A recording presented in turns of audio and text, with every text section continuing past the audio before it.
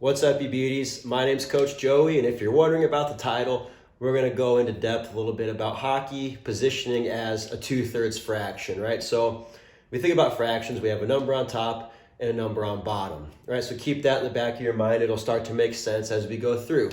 Now, one of the big concepts that I like to talk about, and I'm sure most coaches talk about this as well, is we want to make sure that we're splitting the ice in half. Okay, but what does that ultimately look like? So if we have our ice sheet, right, we want to make sure that we have an imaginary line splitting the ice in two halves right down the middle vertically. Okay, now this is important from an offensive perspective because it's going to allow us to make sure we have better passing angles, better passing lanes. We're shortening the distance of our passes. We're in a position to take advantage of the middle of the ice. We can work it to the weak side as necessary. And more importantly, we're in positions to make sure we can address turnovers from the defensive side of the puck if we do lose it.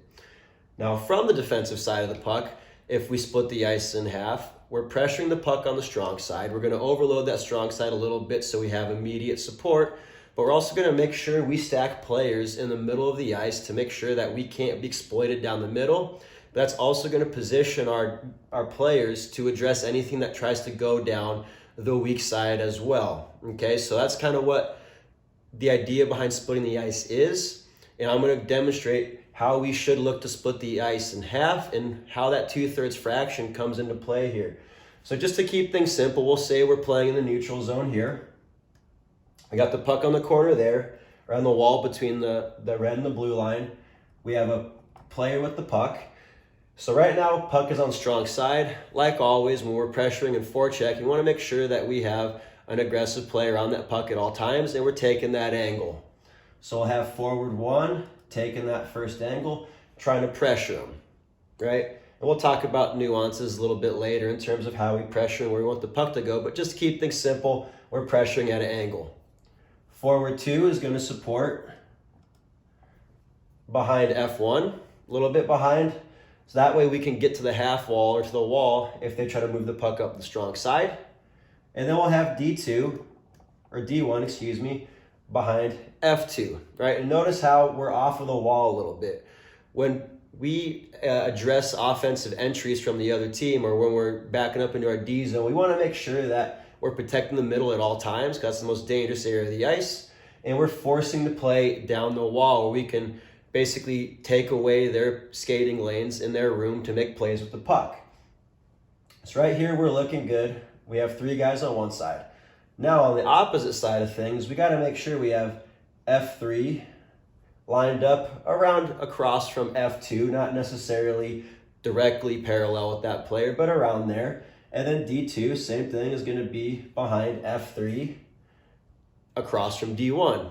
Now back to the 2/3 fraction. If you notice, we have two players on the weak side of the ice and three players on the strong side of the ice. This is where that 2/3 fraction comes into play, and it's something that I like to remind my players of as a buzzword. If we're not splitting the ice in half very well and we're starting to bunch up, I remind them, hey, 2/3 fractions, boys. So that way, in their mind, they picture this setup, right? We got our vertical line down the middle, and we have two guys on one side or the weak side, and we have three guys on the puck side, right? And from this position, we can address anything up the strong side of the boards. We can address anything that comes through the middle, and we have two guys ready to help out in the middle, but also address anything that goes to the weak side.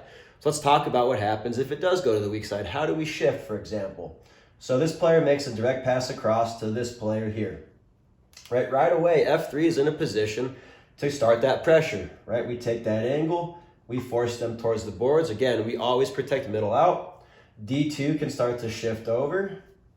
F2 is going to slide across quickly to make sure that we have support on the strong side behind F3.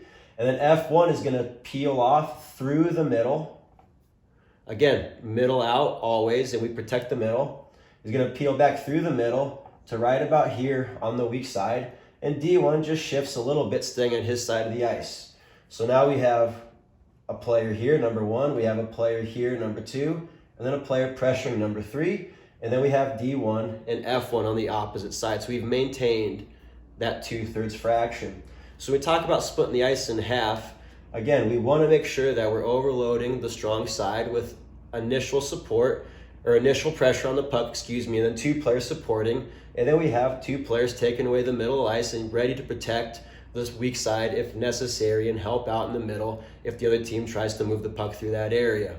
So the next video that we'll talk about is how we split the defensive zone up into that 2/3 fraction. So make sure you like and subscribe so you don't miss that video, and share this with a hockey player in need. Thanks for watching.